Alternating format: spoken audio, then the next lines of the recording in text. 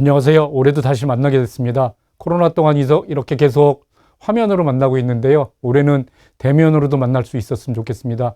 저는 서울 아산병원에 근무하는 사회복지팀 교수, 가정의학과 전문의 전성훈이라고 합니다. 오늘 제가 드리려고 하는 말씀은 화면에서 보이는 것처럼 심장에 대해서 말씀드리려고 합니다. 우리가 심장에 대해서는 여러 가지 질병이 있을 수 있는데 판막에 문제가 있다거나 아니면 심장이 커진다거나 그렇게 여러 가지 문제가 있을 수 있는데 오늘 제가 드리려고 하는 말씀은 여기 보이는 관상동맥이 좁아지거나 막히는 것에 대해서 말씀드리려고 합니다. 그래서 이렇게 관상동맥이 완전히 막히지는 않았지만 이렇게 좁아져서 문제가 생기는 것을 협심증이라고 합니다. 그래서 오늘 드릴 말씀은 협심증과 심근경색입니다. 먼저 협심증에 대해서 알아보도록 하겠습니다. 협심증은 동맥경화로 인해서 관상동맥의 협착입니다. 관상동맥은 아까 봤던 것처럼 심장으로 혈액을 공급하는 동맥입니다. 그래 이게 되게 동맥경화 때문에 문제가 생기는 거니까 우리가 동맥경화가 왜 생기는지 알고 동맥경화를 관리할 수 있으면 예방도 가능합니다. 그래서 동맥경화로 인해서 관상동맥의 협착이 생기면 우리 몸속에서 가슴이 조이고 뻐근하던 통증이 오고요. 주로 어디에 오냐면 가슴 가운데 오는 경우가 많이 있습니다. 근데 이게 여기만 있는 것은 아니고 왼쪽 어깨로 통증이 온다거나 소화불량이나 여러 가지 증상이 있을 수 있습니다. 근데 제일 어려운 건 뭐냐면 안정 시에는 증상이 없을 수도 있어요. 그래서 여러분들이 가슴에 통증이 있을 때 꼭 검사해봐야 하는 경우는 뭐냐면 안정되는 때는 증상이 없다가 운동하거나 아니면 계단을 오르거나 이럴 때 가슴에 통증이 생긴다면 심장에 문제가 있는지 없는지 꼭 확인해 볼 필요가 있겠습니다. 그러면 협심증의 종류가 여러 가지 있을 수 있는데 한 가지씩 알아보도록 하겠습니다. 안정형 협심증이라고 하는 건 제가 지금 말씀드렸던 것처럼 안정된 상태에서는 증상이 없다가 운동하거나 계단을 오르거나 이런 상태에서는 가슴에 통증이 생기는 것을 안정형 협심증이라고 하고 제일 많이 볼 수 있는 그런 종류의 협심증입니다. 그 다음에는 불안전성 협심증인데 불안전성 협심증이라고 하는 거는 안정된 상태에도 가슴에 통증이 올 수 있고 걷거나 언덕에 오르거나 아니면 계단을 오를 때 가슴에 통증이 횟수가 아주 많아질 수 있고 여러 가지 문제가 생기는 수 있는데 이런 불안전성 협심증의 경우에는 반드시 치료가 필요합니다. 그 다음에 또 한 가지는 변이성 협심증인데 위에 두 가지 협심증은 동맥경화들이 있어서 그 혈관이 좁아져서 생기는 거고 변이형 협심증이라고 하는 건 갑자기 동맥에 경련이 생겨서 그래서 문제가 생기는 건데요. 주로 새벽에 많이 생기고 담배로 인해서 동맥이 좁아지는 경우를 많이 볼 수 있습니다. 우리가 새벽에 지금 같은 겨울에 새벽에 운동하다가 가슴에 통증을 유발되는 경우가 있는데 그게 이런 변이형 협심증일 수 있는 경우가 있을 수 있습니다. 그래서 이런 경우에는 담배를 끊는 게 제일 중요하겠습니다. 그 다음에 흉통의 종류가 협심증 말고도 여러 가지가 있을 수 있습니다. 그래서 우리가 가슴에 통증이 있다고 했을 때 여러 가지 왜 왔는지를 검사해 볼 필요가 있는데 제일 처음에는 팔을 움직이거나 가슴이 움직일 때 통증이 오는 거는 되게 움직임하고 연관되는 거는 관절하고 연관되고 있어서 우리 몸속에 가슴에 관절이 없을 것 같지만 여기 스터넘하고 흉골하고 갈비뼈하고 보면 이쪽에도 관절이 몇 군데 있고요. 그 다음에 근육통이 있을 때도 움직일 때 가슴에 통증이 있을 수 있고요. 그 다음에 신경성이라고 생각될 수 있는 증상은 되게 어떤 거냐면 혼자 있을 때 통증이 심하고 일에 열중함 없어지는 것 같은 것. 그 다음에 아주 장시간 동안 무질근하게 통증이 온다고 하는 것들은 되게 신경성을 예민해서 그런 경우가 많이 있을 수 있습니다.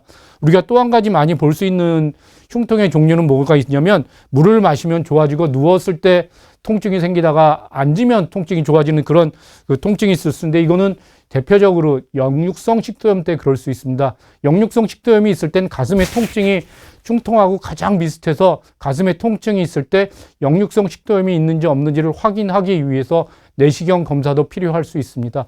그 다음에 우리가 또 숨쉬는 것과 연관이 있는 거는 그 허파에 공기가 찬다거나 폐렴이 있다거나 이런 것들이 다른 증상은 없으면서 가슴의 통증으로만 나타날 수 있는데 이런 경우에는 폐하고 연관이 돼서 가슴에 통증이 나타나는 경우로 말씀드릴 수 있을 것 같습니다.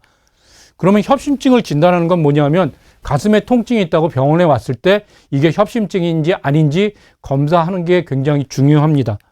그래서 제일 처음에 하는 거는 심전도, 그 다음에 운동부하검사라고 하는 건데 심전도는 해보신 분이 많이 계시겠지만 주로 그 침대에 누워서 여러 가지 리드를 꽂고 심전도를 하게 되는데 이게 어려운 점이 뭐냐면 심전도를 안정시하니까 안정시하는 심전도는 정상으로 나옵니다. 그래서 안정시에 찍는 심전도가 정상이라고 해서 협심증이 없습니다 라고 말할 수가 없습니다. 그래서 우리가 안정형 협심증 같은 경우에 어떻게 검사를 해야 하면 운동 부하 검사를 해야 하는데요. 운동 부하 검사는 뭐냐면 보이는 것처럼 런닝머신에 올라가서 가슴에 이렇게 심전도를 달고 심전도 모양을 보고 혈압을 재면서 그 검사를 하게 되는데요. 우리가 심장에 부담을 주게 해야 되는데 심장에 부담을 주는 건 뭘로 알 수 있냐면 여기 보이는 것처럼 걷거나 아니면 이거 그 높이를 좀 높이면 심장이 빨리 뛰게 되는데 되게 나이에 따라서 우리가 원하는 심박수를 올려서 검사를 하게 되는데요. 되게 여러분들 어르신 같은 경우에는 100회를 조금 넘기면 그때 심장에 부담이 가는 걸 우리가 알 수 있기 때문에 그런 상태에서 여기서 걷거나 뛰거나 하면서 그 문제가 생기는지 볼 수 있는데 협심증이 있는 경우에는 첫 번째로 가슴의 통증이 심하게 나타날 수 있고요. 두 번째로는 심전도의 변화가 와서 심전도에서 심장으로 가는 혈액 공급이 부족하다는 걸 말하는 그런 신호가 올 수 있습니다. 그래서 이게 지금 우리가 협심증 검사하는 데에서는 가장 기본적인 검사입니다. 그래서 심전도가 이상이 없다고 해서 심장에 문제가 없다고 생각하시는 건 아니라는 걸 먼저 말씀드리고 싶고요.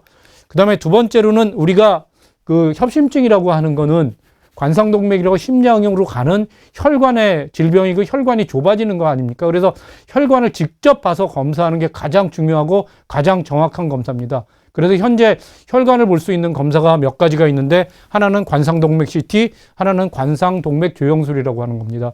관상동맥 CT는 우리가 CT 일반 찍는 것처럼 똑같이 검사를 하고 거기 누워 있으면 컴퓨터가 우리 영상을 만들어주는데 심장을 중심으로 해서 관상동맥을 볼 수 있도록 만들어줘서 우리가 그 여러 가지 이점이 있는데 첫 번째 이점은 뭐냐면 이 관상동맥 조영술이라고 하는 거는 사타구니나 아니면 이 손목에서 동맥을 뚫고 들어가서 직접 관상동맥까지 들어가서 관상동맥을 보는 건데 동맥을 뚫고 들어가야 되기 때문에 여러 가지 위험성이 있을 수 있습니다. 그래서 이거는 검사하고 나서 혈액을 막기 위해서 몇 시간 동안 움직이지 못한다거나 이런 어려움이 있는데 그거에 비해서 관상동맥 CT는 그냥 누워서 CT 찍고 똑같이 검사할 수 있으니까 이 관상동맥 조영술을 CT를 하면서 많이 안 할 수 있게 됐습니다. 그래서 여러분들이 그 협심증이 진단이 있어서 간단하게 해본다고 하면 심전도, 운동부하 검사, 관상동맥 CT 정도 하시면 우리가 그 관상동맥 조영술을 해야 될지 안 해야 될지 판단할 수 있는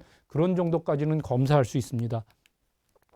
그 다음에 필요한 건 뭐냐면 우리가 그 가슴에 통증이 있다고 했을 때 심장에 문제만 있는 게 아니라 폐에 문제가 생길 수도 있고 그 다음에 위에 문제가 내시경을 한 필요가 이유는 식도염이 생길 수 있기 때문에 흉부 방사선 촬영을 통해서 폐에 폐렴은 없는지 기흉은 없는지 확인해야 하고요.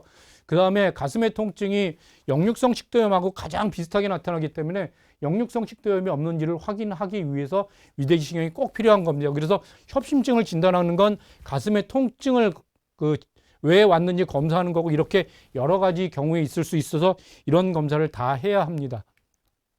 그 다음에 심장 때문에 동맥경화 때 심장이 좁아지는 혈관이 좁아지는 건 주로 동맥경화 때문에 생기는 거거든요. 그럼 동맥경화라고 하는 게 무엇이냐 하면 우리가 그 심장으로 혈관이 좁아지고 나이가 먹는 거거든요, 실은. 그래서 나이가 들면 들수록 심장이 좁아지고 문제가 생기는 거기 때문에 이런 게 어떤 사람들한테 많이 생기냐면요. 동맥경화의 위험인자로 할 수 있는 게 나이가 들수록 많이 생기세요. 그 다음에 남자들한테 좀 더 많이 생기고 담배 피는 사람들한테 많이 생깁니다. 그래서 나이 먹는 건 어쩔 수 없잖아요. 우리가 관리할 수 없으니까. 그렇지만 담배 끊는 건 우리가 할 수 있으니까 담배를 끊는 게 1번으로 말씀드리고 싶은 치료 방법입니다. 그 다음에 남자들한테 좀 더 많이 생기는 것 같고요. 성별을 구별해서 보면 이 심장병은 주로 남자들한테 많이 생기고 여자들한테는 주로 뇌로 가는 뇌혈관이 막히는 그런 뇌졸중이 좀 더 많이 생기는 것 같기는 합니다. 그 다음에 드리고 싶은 말씀은 고혈압, 고지혈증, 당뇨를 가지고 계시다면 이걸 꼭 치료하는 게 굉장히 중요하고 잘 관리해야 합니다. 그중에서 고혈압은 120에 80 이하로 조절하는 게 중요하고요. 고지혈증은 여러 가지 단계가 있는데 협심증이 의심된다거나 협심증을 치료하게 되면 LDL 콜레스테롤이라고 하는 우리 몸속에 나쁜 콜레스테롤을 100 이하로 잘 조절하는 게 중요합니다. 그 다음에 당뇨는 당화혈색소라고 하는 거를 6.5% 이하로 조절을 하는 것이 굉장히 중요하다고 말씀드릴 수 있겠습니다. 그 다음에 HDL이라고 하는 거는 콜레스테롤 중에서 우리 몸속에 좋은 콜레스테롤인데 이게 부족하면 동맥경화를 유발할 수 있는 위험인자가 될 수 있고 이게 많으면 보호 효과가 있습니다. 그래서 HDL을 늘릴 수 있는 방법은 뭐냐면 운동을 열심히 하면 HDL을 늘릴 수도 있습니다. 그래서 우리가 운동을 열심히 하는 게 필요하다고 말씀드릴 수 있겠습니다. 그 다음에 관상동맥 질환의 과정력은 뭐냐면 아까 말씀드린 협심증이나 그 심근경색 같은 게 우리 가족이 있는데 되게 50세 이전에 생겼던 가족이 우리 부모나 형제에 있다면 굉장히 위험한 인자가 될 수 있습니다. 그러면 우리가 동맥경화 위험 인자 중에서 우리가 관리할 수 있는 건 뭐냐면 흡연, 고혈압, 고지혈증, 당뇨, HDL 부족한 거는 우리가 관리할 수 있고 나이, 성별, 질환력은 가족력은 관리할 수 없으니까 이 지금 말씀드린 담배 끊는 거, 고혈압, 고지혈증, 당뇨 관리하고 그다음에 운동 열심히 하는 거를 권해 드릴 수 있겠습니다. 그래서 협심증의 기본 치료에 대해서 다시 한번 말씀드리면 담배를 끊는 게 여러 번 말씀드리지만 담배를 끊는 게 왜 중요하냐면 혈관이 좁아지게 만들기 때문에 담배 피는 것 때문에 그 협심증이 생길 수 있고 그것 때문에 여러 가지 문제가 생길 수 있으세요. 그래서 담배 끊으라고 하면 제일 먼저 생각하는 건 폐암 예방을 생각하지만 협심증이나 심장의 혈관에 있어서도 담배를 끊는 게 굉장히 중요하고 첫 번째로 실천해야 될 것입니다. 그 다음에 고혈압을 조절해서 혈압을 낮춰야 되는데 고혈압 얘기를 좀 해보자면 고혈압 치료를 하자고 하면 약을 평생 먹어야 되니까 가능하면 안 먹었으면 좋겠다고 하는 말씀을 많이 하시거든요. 그럼 혈압을 약 먹지 않고 조절하려고 한다면 제일 좋은 방법은 뭐냐면 제일 강력한 방법은 체중을 줄이는 건데 체중을 줄이는 게 과연 가능할까? 그 다음에 그거 얼마나 힘든지 여러분들 잘 아실 겁니다. 그래서 체중 줄이는 게 거의 불가능하다고 말씀드릴 수 있고 그 다음에 두 번째로 가능한 거는 싱겁게 먹는다고 하는 건데 싱겁게 먹는 것도 병원에 와서 우리가 치료식으로 먹는 저염식을 먹어본 분들은 아시겠지만 맛이 없어서 사실은 먹을 수가 없거든요. 근데 그 고혈압 약을 먹어야 되는 대부분들은 일상생활을 하는 사실은 건강한 분들이기 때문에 일상생활을 유지하면서 치료를 해야 되니까 차선책이긴 하지만 혈압약을 잘 먹는 것이 고혈압을 치료할 수 있는 방법입니다. 그 다음에 고혈압을 만약에 약을 먹게 되면 그 다음 단계에서는 어떤 어려움이 있냐면 조절이 잘 안 되는 게 문제가 될 수 있는데 조절이 잘 안 되는 고혈압은 어떻게 치료하냐면 첫 번째로 한 가지 약을 여러 개 많이 용량을 많이 해서 쓰게 되면 각 약에서 오는 부작용이 많이 생길 수도 있는데 거기서 의사들이 쓰는 방법은 뭐냐면 종류를 여러 가지를 쓰게 됩니다. 그래서 뭐 그 혈관에 작용한다거나 칼슘 채널 블로커를 쓴다거나 여러 가지를 작용하게 해서 혈압약 종류를 하나, 둘, 셋, 네 가지 정도까지 쓸 수 있는데 그걸 적은 용량을 믹스해서 쓰게 되면 잘 조절되지 않는 혈압도 대개는 잡을 수 있습니다. 그래서 혈압약 먹는 거 두려워하지 말고 혈압약 잘 먹는 게 고혈압을 치료하는 데 있어서 제일 좋은 방법입니다. 그 다음에 두 번째는 저지방식이를 통해서 혈중 콜레스테롤을 떨어뜨려야 됩니다. 저지방식이라고 하는 거는 중요한 게 뭐냐면 트랜스 지방하고 포화 지방산을 적게 먹는 게 제일 중요합니다. 근데 트랜스 지방하고 포화 지방산을 적게 먹기 위해서는 육류, 그 다음에 닭껍질 뭐 이런 것들을 적게 먹는 것이 중요한데 근데 사실은 이것만 가지고는 콜레스테롤이 조절이 잘 안 되는 경우가 많거든요. 그러면 어떤 걸 먹어야 하냐?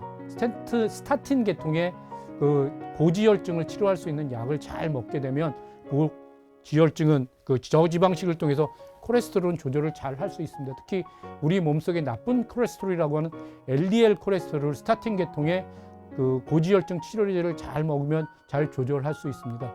그 다음에 우리가 흔히 먹는 오메가3나 이런 건강식품은 사실은 그 콜레스테롤을 떨어뜨리는 게 아니라 중성지방을 되게 떨어뜨리는 작용을 하기 때문에 그것만 가지고 직접적으로는 콜레스테롤을 떨어뜨릴 수 없으니까 꼭 콜레스테롤을 잘 떨어뜨리게 되는 그 스타틴 계통의 고지혈증 치료제를 꼭 드시면 좋겠습니다. 그렇게 말씀드릴 수 있겠고요. 그 다음에 당뇨의 철저한 관리가 제일 중요합니다. 당뇨는 실은 우리가 당뇨 조절이 잘 안 된다고 하면 어떻게 비유할 수 있냐면 우리가 지금 차를 타고 다니는데 브레이크가 고장났다고 말씀드릴 수 있어요. 그 다음에 브레이크가 고장나면 우리가 협심증이나 심근경색이나 이렇게 생기는 게 사고가 나는 거라고 말씀드린다면 우리가 당뇨 조절이 안 되면 브레이크가 고장나고 브레이크가 고장나면 낮은 속도에서도 사고가 날 수 있기 때문에 이 세 가지가 있지만 그 중에서 당뇨 관리가 제일 중요합니다.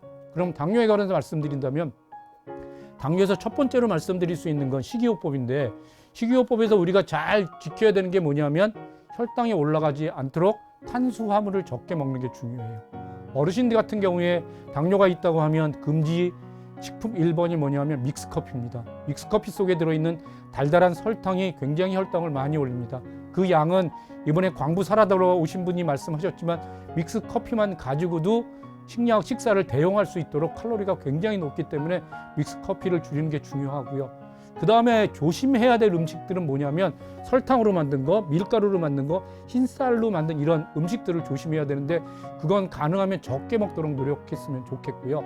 그 다음에 많이 먹었으면 좋겠다고 말씀드릴 수 있는 건 되게 섬유질로 들어있는 그런 것들을 많이 먹었으면 좋겠고요. 그 다음에 조심해서 먹는 게 무조건 좋은 게 아니라고 말씀드릴 수 있는 두 가지 음식이 있는데 그건 단백질하고 그 다음에 과일입니다. 과일이 우리 몸속에 좋다고 생각해서 마음껏 당뇨 환자도 마음껏 먹어도 된다고 생각하시는 분들이 많이 계시더라고요. 그렇지만 과일은 그 몸속에 그 속에 그 당을 올릴 수 있는 과당이 많이 들어있기 때문에 많이 먹게 되면 위험할 수도 있기 때문에 마음 놓고 드시는 음식은 아닌 겁니다. 그래서 콜레스테롤하고 당뇨하고 다시 말씀드리면 과일은 적당히 먹어야 되고요. 그 다음에 이제 단백질은 사실은 우리 몸속에서 가장 부족하기 때문에 단백질이 부족하지 않도록 잘 드시는 게 중요합니다. 지금 그 콜레스테롤하고 당뇨가 같이 있으신 분들은 식사 조절하기가 굉장히 어려우실 거예요. 왜냐하면 콜레스테롤도 줄이면 저지방식이 하면 그것 먹으면 그럼 당뇨에서 먹을 수 있는 탄수화물 같은 뭐 닭, 밥이나 떡 뭐 이런 걸 먹어야 되는데 두 가지가 같이 있다고 하면 굉장히 먹을 게 사실은 없어요. 그러면 당뇨하고 고지혈증하고 어떤 걸 더 중점을 둬서 식이요법을 해야 하냐면 실은 당뇨에 중점을 둬서 식이요법을 하셔야 해요. 탄수화물하고 그 콜레스테롤, 지방하고 비교해 보면 탄수화물이 많이 들어있는 당뇨 조절하기가 훨씬 어렵기 때문에 당뇨에 맞춰서 탄수화물을 적게 먹고 그 다음에 고지혈증은 적당히 먹도록 하고 그 다음에 조절이 잘 안 되면 콜레스테롤 떨어뜨리는 약을 조절하면 비교적 당뇨보다는 조절하기 쉽습니다. 당뇨는 우리 몸속에 우리 생활 환경 모든 거에 영향을 받기 때문에 스트레스, 잠 잘 못 자는 거, 운동 적게 하는 거 이런 것들을 다 문제가 될 수 있기 때문에 당뇨에 초점을 맞춰서 잘 조절할 수 있도록 그렇게 하시면 좋겠습니다. 여긴 쓰여 있지 않지만 기본 치료에 되게 포함되는 게 아스피린 같은 항응고 치료를 하게 되는데요. 그거는 혈관이 아까 좁아지고 이렇게 막혀 들어갈 수 있을 때 혈관을 깨끗하게 할 수 있는 그런 작용이 있습니다. 그 다음에 제가 드리려고 하는 말씀 뭐냐면 이제 우리가 혈관이 좁아졌는데 이번에는 혈관이 완전히 막혔어요. 특히 심장으로 가는 혈관이 완전히 막혀버렸어요. 그러면 완전히 막혀버리면 어떤 문제가 생기냐면 이 혈관이 공급하는 이쪽 부위 심장이 완전히 괴사가 되는 일이 생길 수 있고요. 만약에 그렇게 되면 심장이 덜컥 멈추는 급성심근경색, 심장마비라는 게 생길 수 있어요. 그래서 심근경색이라고 하는 이런 문제가 생기면 어떻게 해야 되는지 한 가지씩 알아보도록 하겠습니다. 심근경색의 증상이 뭐냐면 굉장히 오랫동안 증상되는 가슴의 통증인데 이 가슴의 통증의 특징이 뭐냐면 지금까지 경험해 보지 못한 거예요. 굉장히 무섭다고 합니다. 그래서 이거 내가 죽을지도 모르겠다. 그래서 극도로 불안하고 안절부절하지 못하고요. 그 다음에 옆에서 땀을 뻘뻘 흘리고 안색이 창백하니까 이렇게 증상이 전형적으로 있는 경우에는 옆에서 누가 봐도 이 사람 큰일 나겠구나. 빨리 치료해야 되겠다. 이렇게 느낄 수 있어요. 근데 어려운 점이 뭐냐면 당뇨나 여러분처럼 연령이 많으신 분들은 증상이 애매한 경우가 많이 있어요. 유명하신 분들의 몇 분은 그 심근경색이 있었는데 증상은 없었고 밤새 주무시다가 소화가 잘 안 되는 것 같은데 이거 내일 아침에 병원에 가야지 하고 하다가 주무시다가 돌아가시는 경우가 많이 있어서 여러분들 좀 이상하다 싶으면 연세가 드신 분들은 소화가 잘 안 된다거나 이런 어깨가 좀 아픈데 이상하다 느끼시면 검사를 해보셔야 될 필요가 있기는 합니다. 그래서 증상이 애매한 게 여러분들 당뇨하고 고령한테는 증상이 애매하다는 이런 어려움이 있을 수 있습니다. 그럼 내가 가슴의 통증이 이렇게 나타나면 어떻게 해야 되느냐? 이거는 무조건 119에 전화하는 겁니다.